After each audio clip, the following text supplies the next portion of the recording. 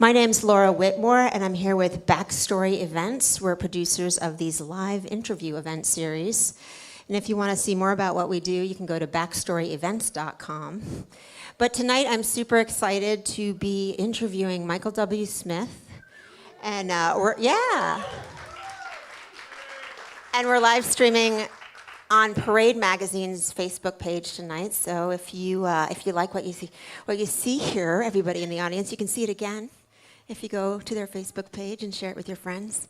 But anyway, I'd like to get started. So without further ado, let's bring out Michael W. Smith.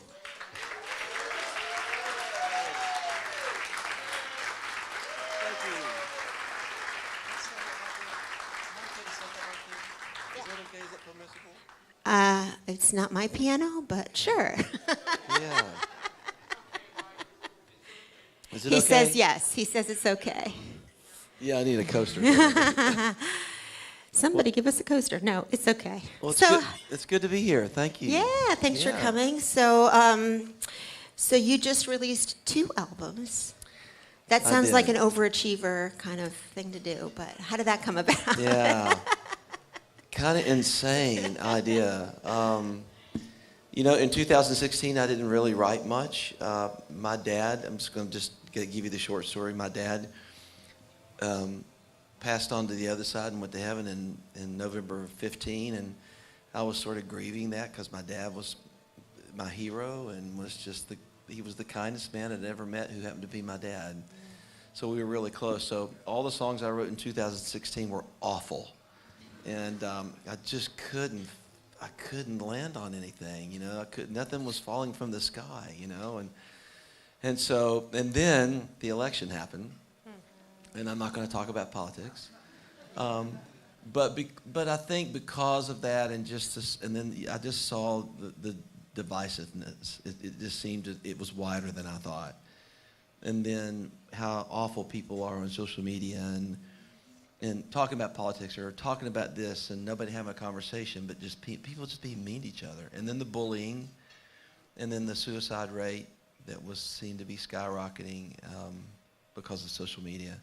And I got a little angry inside, and I thought, something's got to shift, And so what I usually do when I get moved and when I sort of get stirred up, I go to my piano. And so in January of 2017, I went and wrote a song called Revolution, which is on A Million Lights record. And once I wrote that song, it was the floodgates opened up. The dam broke, and I couldn't hit record quick enough, and I had 50 ideas, and that's how A Million Lights came about. Wow, so that was just sort of like all of a sudden you had a focus. Yes. Yeah. So let's talk about A Million Lights and that song and maybe what inspired that particular song. A Million Lights, I wrote the melody first, and it's what I usually do. I write the music first and just kind of get stirred up. But I realized soon after I wrote the melody that I wanted to write it about my fascination with space and fascination with the stars. And, I just love the Psalms just proclaim it so well. That God names all the stars. He names them one by one. And I wanted to be an astronaut when I was a kid. I still can go outside and have an amazing God experience just looking up at the Big Dipper, and I take my binoculars out and look at the craters on the moon. I still do that. And so that was the focus of writing that song with Kyle Lee, who wrote the lyric to the song. Oh, cool. And I also wanted to talk about the song Conversation, because I understand that that's about people communicating more genuinely with each other. And I wanted to ask you, how do you think, your fans or other people out there watching can do that? Do you have some advice for folks? Well, I think you can agree to disagree. I actually have a lot of friends who believe completely different than I do, but I'm friends, And the Conversation song really was written back to the social media thing, was these people would eat each other alive. But I think if you put because nobody talks anymore, everybody's got their phone all the time, And so, but if you took those two people and put them in a room, like put them in the cutting room, had dinner together, and it would be different. Yeah. It would be different. I don't think they would fight. I don't So- think there would be a brawl. They just need They would they- actually have a They just conversation. need to come out and see live events more so they can meet. Exactly. Put your phone away. Everybody, your phone's off, right? Exactly. Well, I really love that song, and I love the idea of it. And I think part of it, from my perspective, is it's about respect. So, like, you can have a difference of opinion as long as you still respect each other, right? Yeah. Yeah. So, you know, in some of the stuff I read about this album, you talk about taking risks and maybe doing some writing with some new people and approaching things a little bit differently. So can you talk a little bit about that? And also, you know, do you get nervous when you take risks like that? And what do you do if you Well, do? I don't get nervous anymore because I really don't care what anybody thinks, which is a great place to be. I mean, I care about what you guys think. I mean, you're obviously here. No, but I'm not, you know, I could kick myself. You know, remember the early days and how many records did I sell and am I going to win the Grammy? And I just don't think about that stuff anymore. And so to me, life is all about adventure. And so I wanted to take an adventure. And I went to some distant lands that I'd never been to before.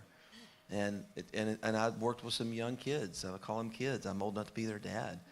You know, let's try to create a landscape sonically of maybe something that I've never done before. And I think you hear a lot of that on Million Lights. There are things on there that doesn't sound like anything I've ever done, but at the same time, you know it's me. Mm-hmm. You know, I didn't sell out. It still sounds like a Michael W. Smith record, but the production is on another level. So It is amazing what you can do when you sort of suspend that, you know, thought about, I wonder what people are going to think about this, you know, and just kind of go with what's inside you. yeah, and I trust the people around me. You know, these Kyle Lee and a guy named Brian Todd. Brian Todd worked in the David Foster camp in L.A. and he just moved to Nashville, and he just has his ear to the ground. He just lives in that world of pop, and so I really trusted his instincts. And then we have this whole team of people that I highly respect, and I say, you tell me exactly what you think. You know, am I missing it? You know, and so it's fun to just have all kinds of people speak into the project. And so at the end of the day, I think we did our best, you know, and and then you know what, the record's never done. I don't know of any record I've ever done that was never done, but you know what? I could live to 100 and I'd never release a record. At some point, you have to let it go, which is, I think, is the hardest thing for an artist because it's never done. So. Well, that's okay. So when you play live, do you shift things around a little bit? Do you make a decision to try something different with a song? The current material or just Yeah. with the, oh, absolutely. Yeah, because live, when you're doing stuff live, we just started this Surrounded by a Million Lights World Tour, and already we're finding these songs connecting, and we're already starting to maybe just rearrange some things. Mm-hmm. You know, we extended a song longer. Mm-hmm. You know, we had one song from the Surrounded record that we decided to pull back and maybe not do the complete version of it, you know. So, yeah, that's the fun. The live thing is just, that's a whole other thing that's just, it's challenging in some ways, but it's just so much fun because you can do whatever you want on the live thing. Yeah, that's pretty fun. So I wanted to ask you, you talked a little bit about the process of making the record. Was there a co-write or a recording session or something that happened that really surprised you when you were putting it together, where you were like, wow, maybe that didn't go the way I thought it would, but maybe it was awesome? Like, I'm trying to think if anything really comes to mind. You know, I guess the one thing I think about is the very last song on the record, which I had Paul Moak produce, and he's the only thing he produced on the record, and he's a really great producer, and it's so organic and so different than the rest of the record, but it still fits. But just the moment in the studio and doing that song, because it was inspired by it was inspired by kids committing suicide, and just the song's all about who you are. You know, the world's telling you who you are, but I want you to know who God says who you are. You know, and so there was just something magical that happened as it's the only time that we actually had a whole band all at one time cutting the song at the same time, which I missed that a little bit doing the pop thing, because a lot of the pop stuff with Brian was all computer, and we'd program this and program that and then go in and do drums and guitar. But to actually have everybody in the room and hearing my vision for the song and everybody enter the moment was pretty cool. Yeah, that's pretty powerful, right? You can really feel that. So, so you talked a little bit about co-writing. Is there a certain way that you like to approach co-writing with other writers? Yeah. Well, I've never been good like country songwriters. You know, they all get in a room at 10 o'clock in the morning and try to write a hit song. And every time I do that, I fail every time.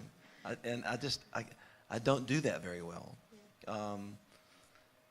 Most of my co-writes come from a melody that I have, and then I have to pick who am I going to collaborate with on this, you know, and I usually have the idea for the song, and then I just go with my gut instinct of going, you know what, I think that guy could kill this lyric, you know. So that's what I usually So you do. go in with a melody and maybe an idea of what you think the song might want to be about? Yeah. Mm-hmm. Yeah. For example, Forgive. Forgive is the 12th cut on the record, and Forgive is about people who've been abused, and that's a whole other story, but it's a powerful song. It might be the most powerful song on the record in terms of being moved, because I think, this is my personal opinion, I might be wrong, I think half the world's been abused on some level, whether it's emotionally, sexually, physically, whatever. It's just awful. It's awful. But how do you live being a victim all of your life and just be bitter, or do you find a way to forgive the one who abused you? You know.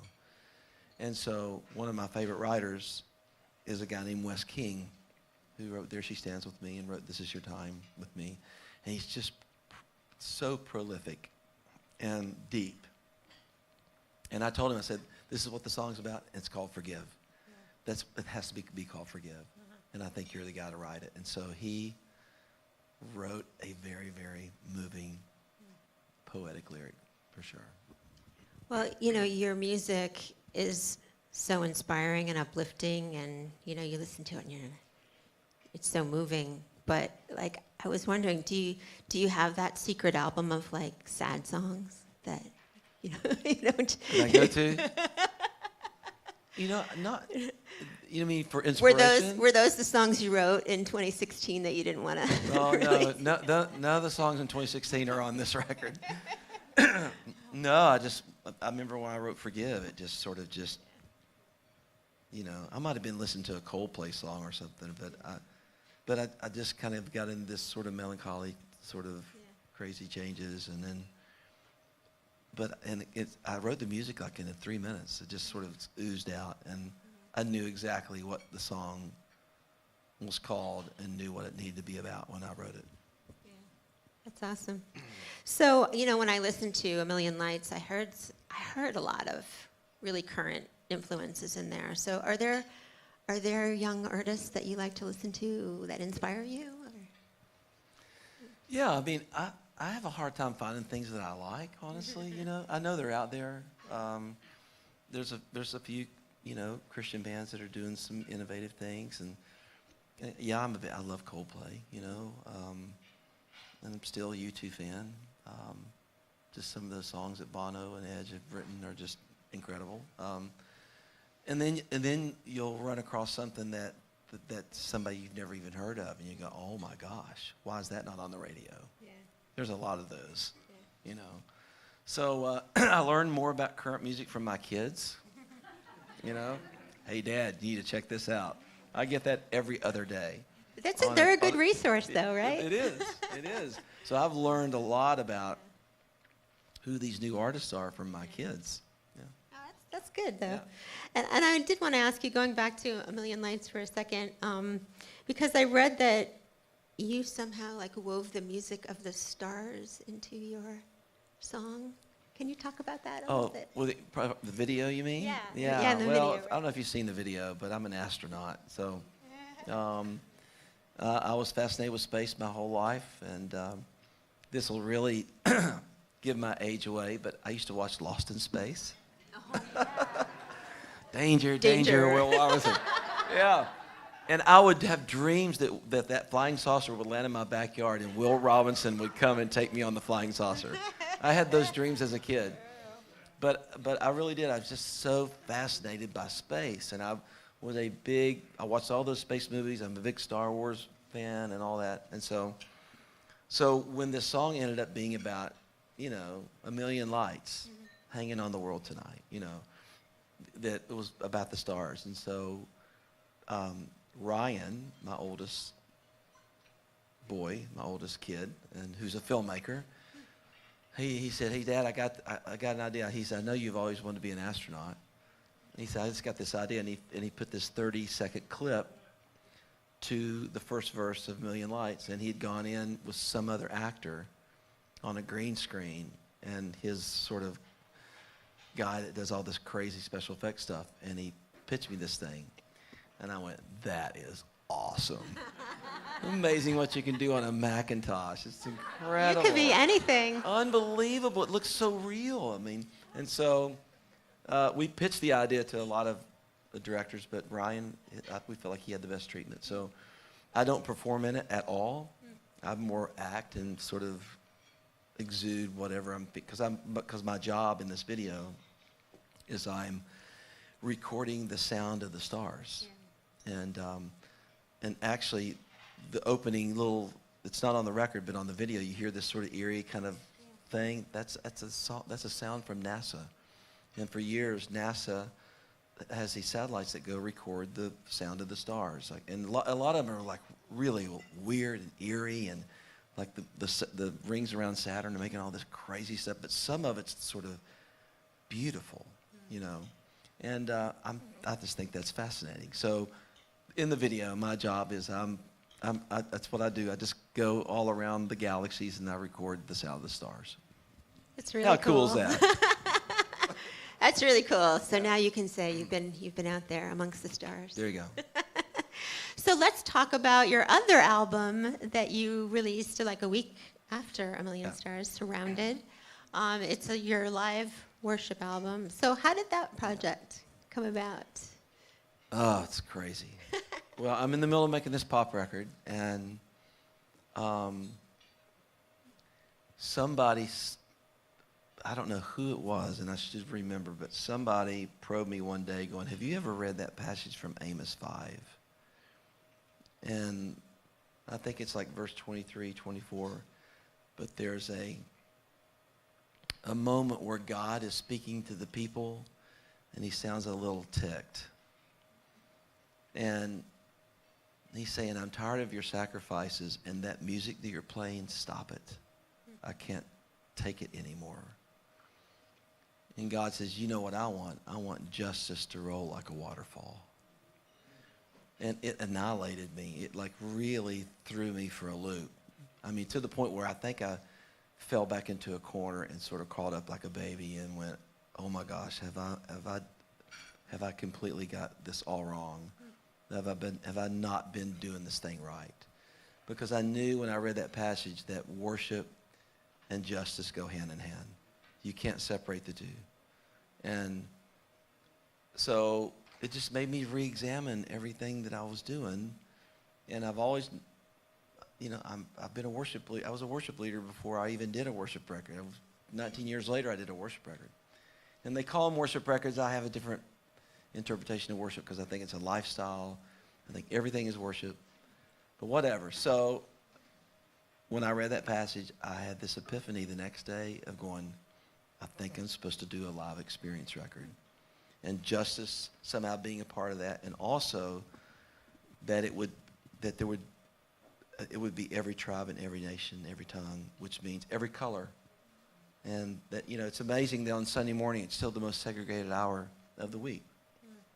I got an issue with that, So a part of this record, we had a lot of different people there, and it was awesome. And so, matter of fact, in one part during the Surrounded record, we break into Spanish, which is incredible, during a song called Miracles. But I wanted to disappear as much as I could, and so we did it in the round in a warehouse in Franklin. So me and the band's in the round, and everybody's all around us. So it's almost like all of us are the artists. We're all the musicians, instead of some guy on a stage, and everybody's down here, And it was amazing. And you can feel the spirit of what happened that night. It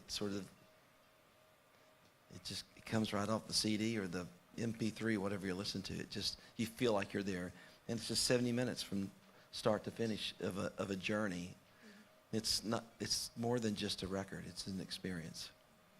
It is so inspiring, and like the energy that you get from it is incredibly uplifting. So kudos to you. That's really. And I'm imagining that when you're touring now, or when you will be touring, you'll be incorporating music from both CDs together. Yes. Yeah. Yes. Which is a challenge. Yeah. But I think we figured it out. Yeah. I think the hardest part of doing the show is that I just have this extensive catalog, and you want everybody to be happy, and you want everybody walking away going, he sang my favorite song. That's almost impossible. We'd be there for 4 hours, but I think what we've got is just, it really, the first 4 shows were just off the chart, and so,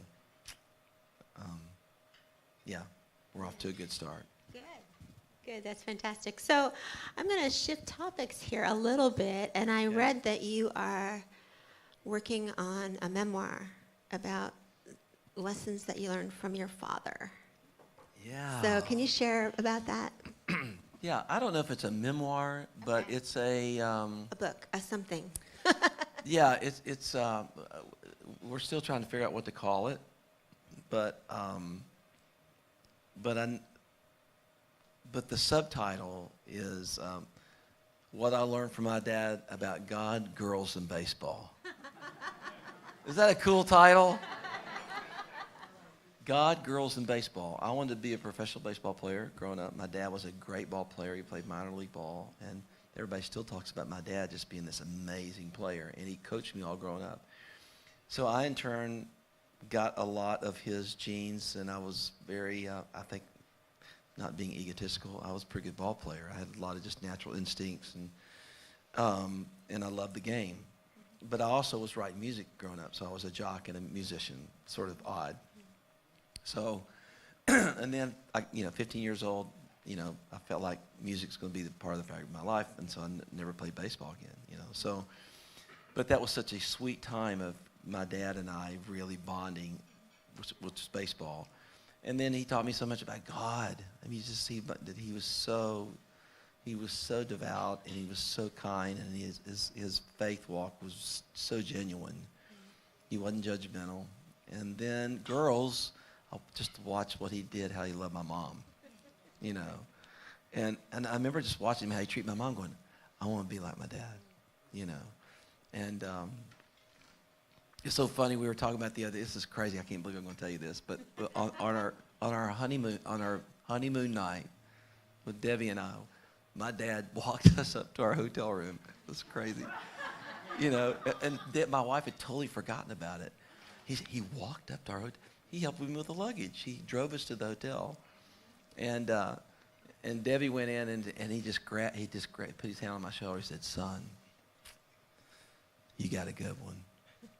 He said, "You love her like I've loved your mother." Something to that. I can't remember all of it, but it was just that tender moment of father and son. And then my dad left.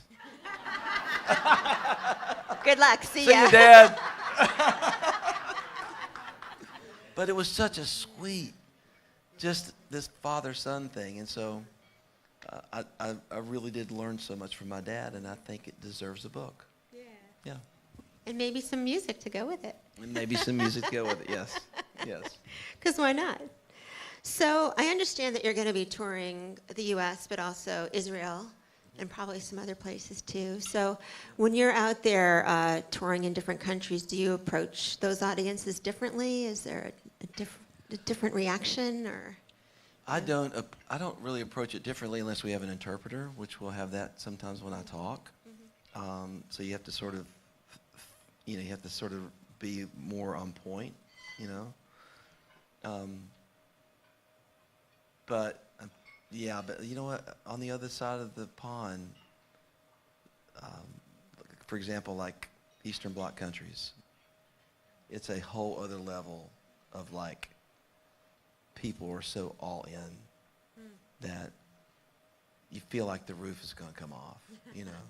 I mean, I remember one time, I forgot, I think it was like in Finland, or I think it was Denmark, and we were backstage, and and it seems like there's a bunch of kids, and I think a lot of that's all the excitements that they were under communist rule for so long. They've only been free for 30 years or 31 years or whatever it is, and the fact that we would come and sing for them. And so 30 minutes before the show, it's like the Beatles showed up. I mean, people are stomping on the rafters and making them doing all these chants like in soccer stadiums. You know, we're 30 minutes away from showtime. I mean, it's just, and then you walk out and going, oh my gosh, we're not going to get out of here alive. But that fires me up, to be able to go to places like Romania and Latvia. And then also, there's something about Brazil and South America. They are pretty passionate. Yeah. Yes. Fiery. Fiery, yes. So on a serious note, I want to ask you, you recently celebrated the homegoing of Billy Graham.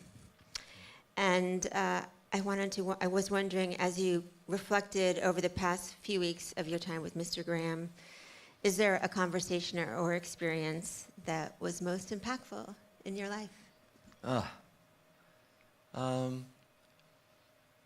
I think there's too many. Two things come to mind. Us having a conversation backstage in October of 1994 was the very first night he decided to do a youth night. When he's going to take the choir away, and it's not going to be real conservative, and there's no hymns, and we're going to have a rock concert. Yeah. And that was met with some opposition within that organization. But Billy knew that he was not going to be able to reach the next generation with the gospel unless he changed things up. And so just him and I talking about that and sharing that vision, and then watching 10,000 kids come forward that night was just completely overwhelming. And then the other time is just, which there was numerous times, is just me being with him in his log home up on top of the mountain in Montreat, and him just pouring his life into me. Wow. And pray for you. It's like, hello. And then as he got older, it's so weird, because then he got so weak, and then it was so, I don't even know how to describe it, but I'm the one praying for him. And yeah, and we had a lot in common on some level. You had 5 kids. We traveled a lot. We had a lot of the same visions for the world, and yeah, we all knew this was going to happen, and when it did happen, it just rocked my world. I thought I was ready, and so I cried for days. I'm doing better. It's really good for him, and he's free, and he's home with Ruth and a lot of his friends, and so I'm happy for him. But it was a shocker for sure. And then what happened in D.C. and the rotunda, I mean, it's just unprecedented how he was honored, not only there in this country, but all around the world. People were watching. Yeah, I mean, he impacted so many people, But I also want to talk about how you impact people, because I was wondering, I'm sure that multiple generations now come to your shows, and are you surprised at, how you reach people of all walks of life? Yeah, it's sort of mind-boggling, I just, I think we have people of all walks of life right here in this room. It doesn't get old when you hear somebody that just, like the other day, I just was backstage and some guy said, I would never be alive if it hadn't been for you. You know, or I had some girl at a Q&A the other night. She said, your trilogy on the I'll Lead You Home record saved my life. She was going to commit suicide. And somebody gave her that record. And it was the song Breathe in Me was the song that sort of rescued her, you know. So, you know, one of those stories is worth my whole career. And so I don't know all the stories. And every once in a while it's good to hear one because I think I don't forget, but I kind of forget. You know, you're just so busy and you're trying to, and it's just a great reminder of going, that's why you do what you do. Yeah, that's pretty amazing.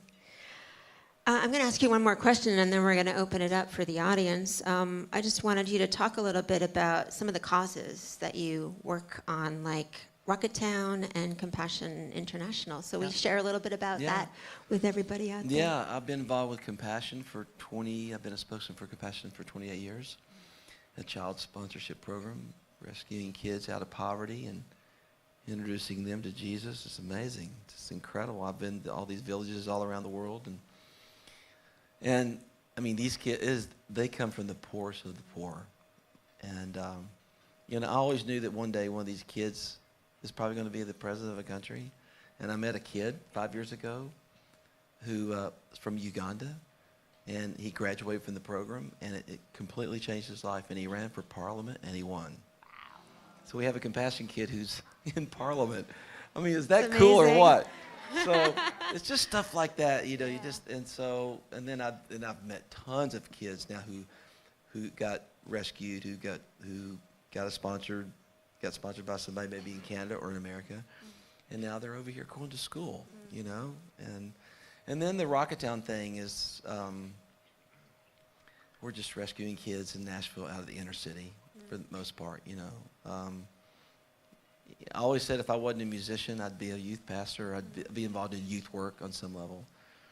And we just have so many kids who are fatherless. You know, we have so many kids who don't know what a healthy family is. And so all the staff at Rocketown, I call our staff surrogate moms and dads. Yeah. We accept them, doesn't matter what they've done.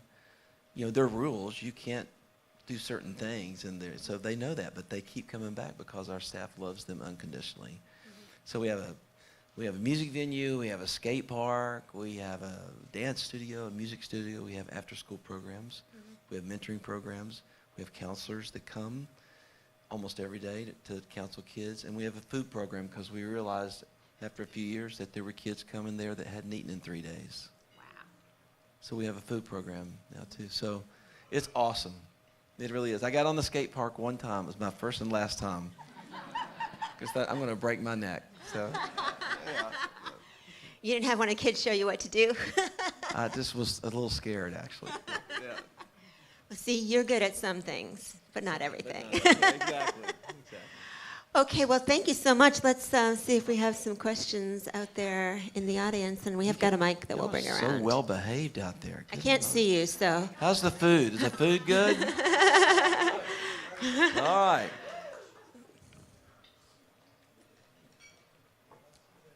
Do we have, can you raise your hand if you have a question? Over here. Thank you for coming here today, Michael. You're really welcome. Appreciate it. Big fan. Thank you. I was just wondering, out of all of your albums, which one do you feel like you're the most proud of? Like, out of all your albums they've ever put out, what's like your favorite one, your go-to one? That's a tough one. But if I had to pick one, which is like extremely difficult, I would say Freedom.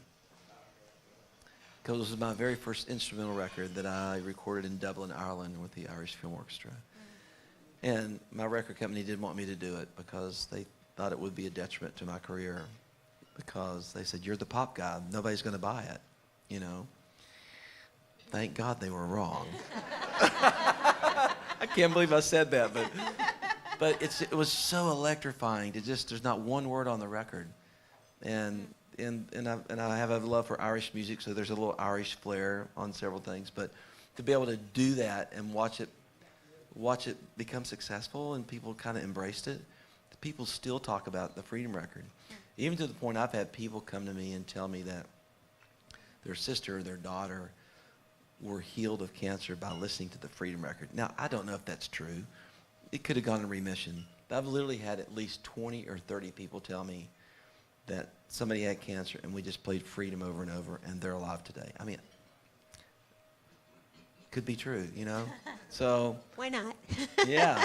So just the power of music, and then, but I think just being that, and I've done another instrumental record, Glory, which came out in 2011. But I think just doing that first one is like I lived on the edge and I went for it. Met with a lot of opposition, but I did it anyway. And I'm really, really, in a good way, really, really proud of that record. Sorry for the long answer. That's great. Thank you. Do we have another question out there? It's coming around. Well, we won't be able to hear you on the live stream if you don't use the it's mic. on the live. You want the people Hi, out Mike. in the universe to hear you. You're in my hometown. Yes, sir. Cry of the Heart is one of my favorite songs by you. Is there a little backstory on that? What song? Cry of the Heart? Cry in the Heart. Cry of the Heart. Cry of the Heart. What record was that on? Freedom. Huh? Freedom. Oh, that one. Yeah. That one. We were just talking about how much I love freedom. You know what? I'll have to go back and listen to that and see what inspired a lot of those. Got a good title. A lot of those, yeah, and you know, when I wrote those melodies, it's really difficult sometimes when you're writing an instrumental piece and you have to name it something. So you have to sort of really search deep down inside, going, okay, what's that make me feel? Who's that make me think of? Or what do you think moved you to write that melody? You know, and maybe there's a little desperation in the melody, and maybe that's why I called it that. Yeah. Thanks. Do we have another question out there? I can't see. So. Good evening. Hi. How you doing? Good. My question, I don't know if I'm going to phrase it right, but is there a specific song where you just felt like you were the vehicle, you know, and something that, you know, just like blew you away, a song that you wrote or something where you felt that you were just the channel for God and it would, you know, really impacted you, or A song that I didn't write or wrote? that a song that you did write that you just felt like it was the most powerful experience you had writing it, that you maybe just a vehicle for God? Every song. Well, I think a lot of times I feel that way. I'll never forget writing Agnus Dei. And sort of like took me by surprise and went, oh my gosh, what just happened here? It just fell from the sky, and I just caught it, and it translated into my fingers, and I'm in my basement when my studio is in the base of my home. And I was in the middle of the Go West Young Man record, which was this pop record, you know, with Place in This World and For You, and I wrote this song, which was a very direct worship song, and I remember sitting there thinking, I think I'm supposed to put this on the Go West Young Man record.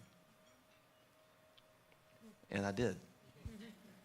But I think that's the one that I felt like sort of, if I elevated and floated in my room, it might have been when I wrote that.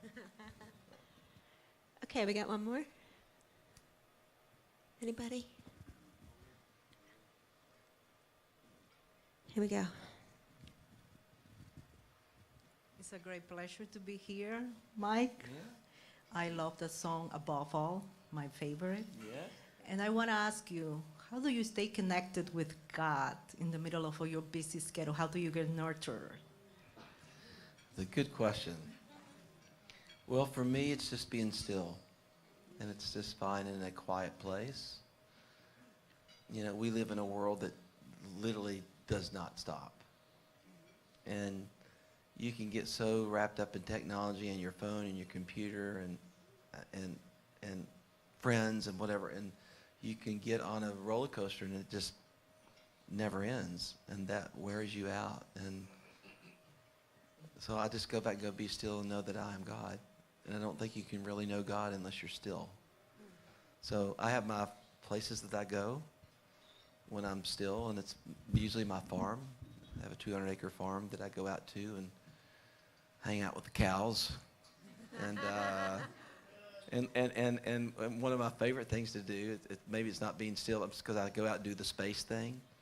But about every month I go out to my farm and I take my binoculars and I Google the International Space Station when it's going to fly over my farm. And I put a lawn chair in my front of my barn and I lay back and I watch the space station fly over my farm. Oh, that's cool. That's awesome.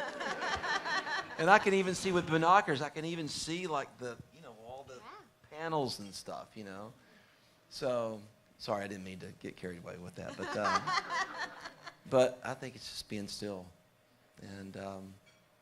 And I've gotten really better at that. I had a hard time doing that most of my life because I'm just like going all the time, hyper. And so I've really learned to pull back, which has been a great thing for me.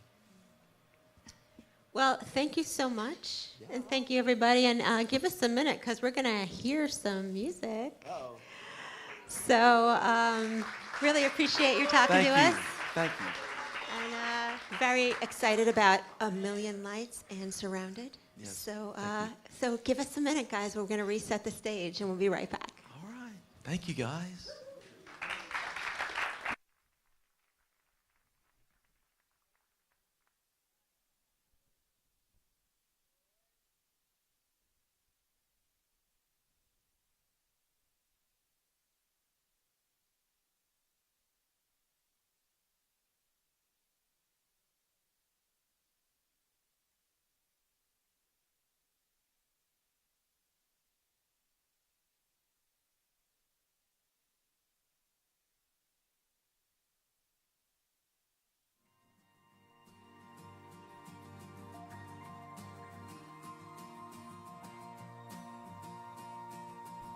Push me and I push back, 'cause it's a Mobius strip, an endless track. We're going, oh,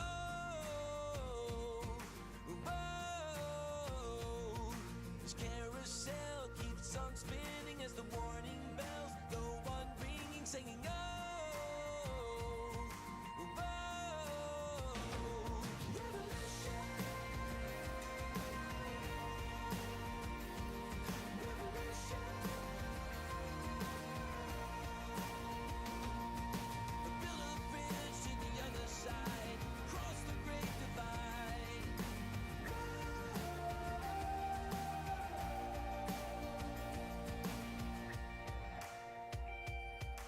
Do we care and do we hear all the voices raised in hate and fear? They're singing, oh, oh.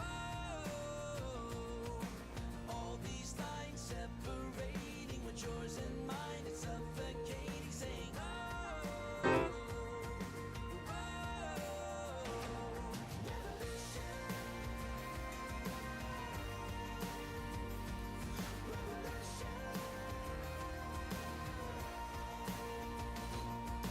Build a bridge to the other side, cross the great divide.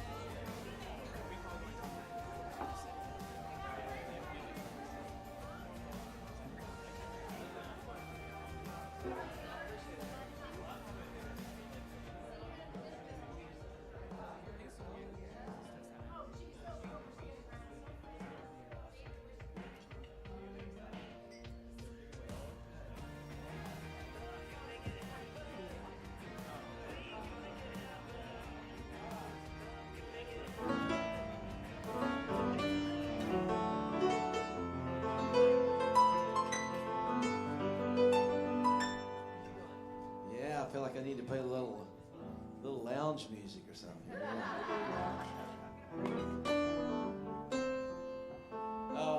Okay, so would you please say hi to my great friends on stage?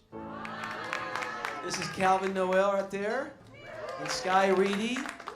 And this is Vanessa Campagna. We started a tour this last Thursday night, and so this is the 5th night in a row for us. So, but we thought we'd just give you a little snippet of a few songs from A Million Lights and maybe a few from Surrounded. Is that cool? Yeah. Okay, so here's one of these songs that I wrote. Maybe it was the second or third song that I wrote after everybody was being awful to each other on the internet. And this is called Love Always Wins.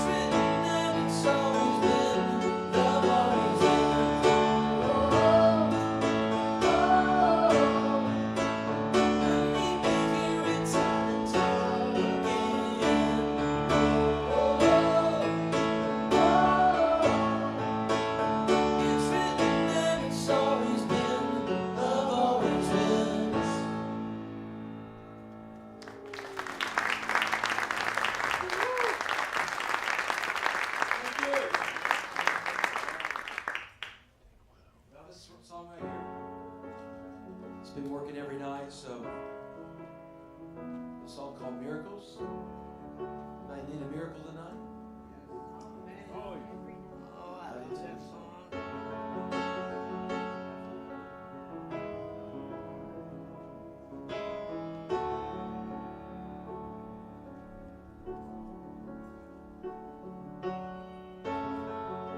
The one who made the blind to see is moving here in front of me, moving here in front of me.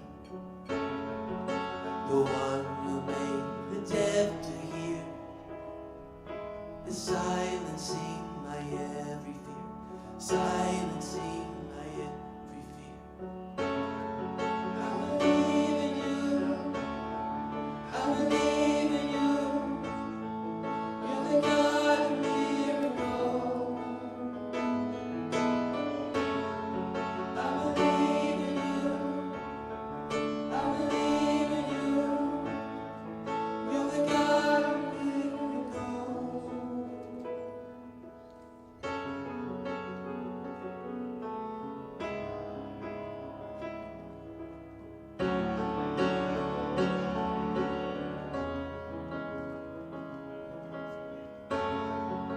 the one who does impossible, is reaching out to make me whole, reaching out to make me whole.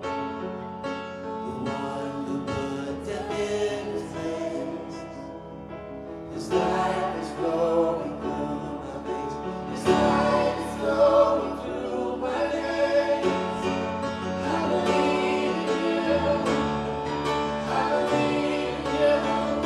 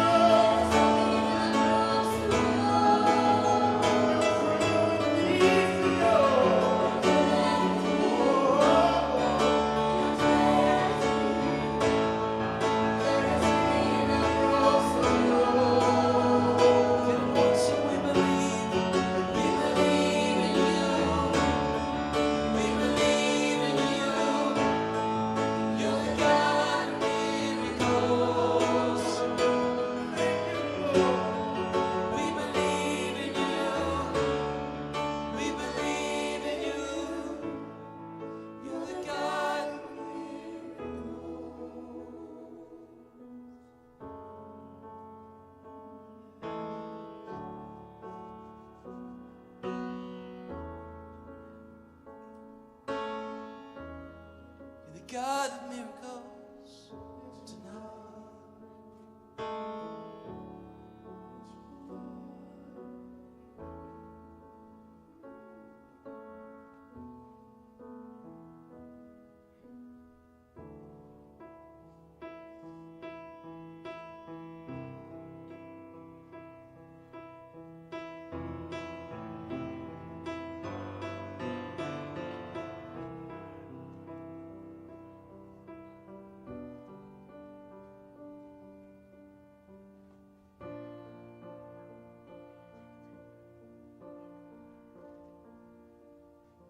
This is how I fight my battles. This is how I fight my battles. This is how I fight my battles. This is how I fight my battles. So when you think you're lost, it may look like I'm surrounded, but I'm surrounded by you. It may look like I'm surrounded, but I'm surrounded by you. It may look like I'm surrounded, but I'm surrounded by you. It may look like I'm surrounded, but I'm surrounded by you. This is how I fight my battles. This is how I fight my battles. This is how I fight my battles. This is how I fight my battles. This is how I fight my battles. You can sing it. This is how I fight my battles. This is how I fight my battles. This is how I fight my battles. It may look like I'm surrounded, but I'm surrounded by you. It may look like I'm surrounded, but I'm surrounded by you. It may look like I'm surrounded, but I'm surrounded by you. This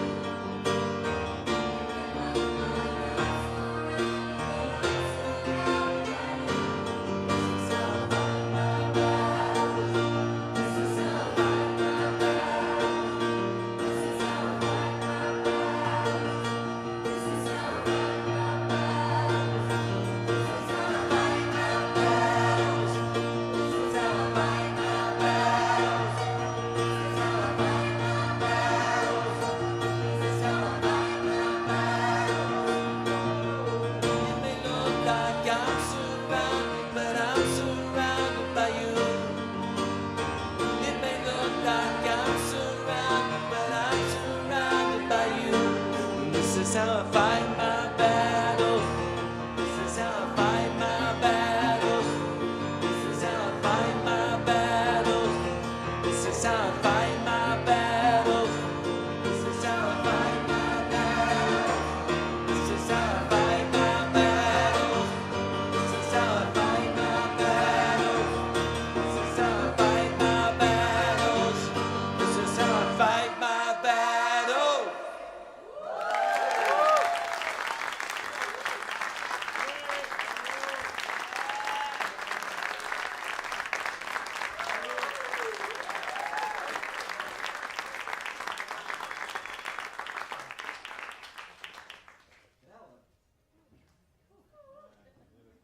We're going to do that on Good Morning America tomorrow. I don't think they're going to know what happened. So.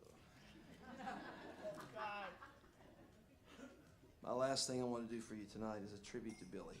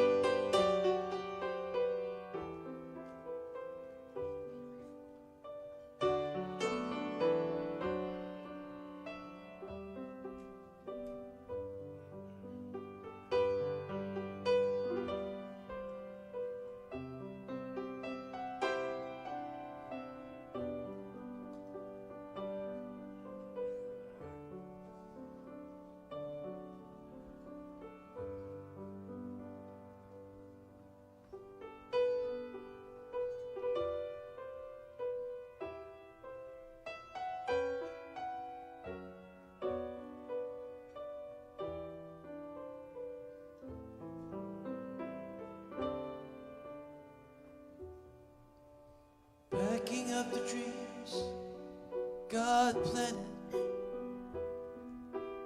in the fertile soil of you. I can't believe the hopes He's granted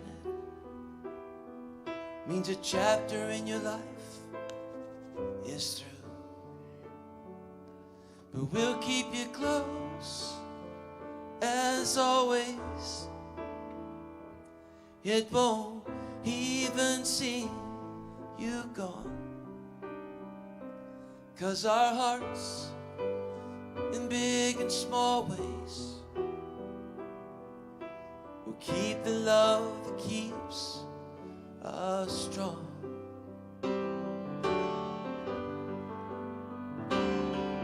And friends are friends forever if the Lord's the Lord of them. And a friend will not say never, 'cause the welcome will not end. Though it's hard to let you go, in the Father's hands we know that a lifetime's not too long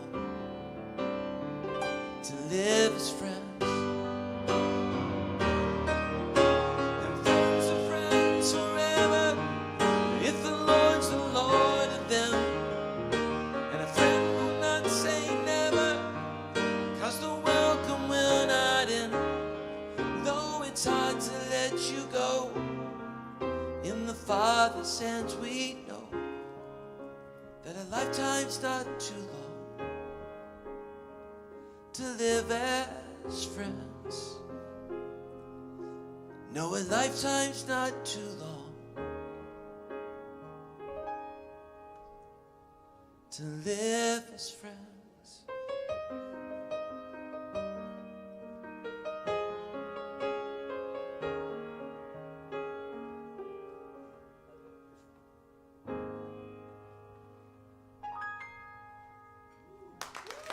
Thank you, guys. God bless you.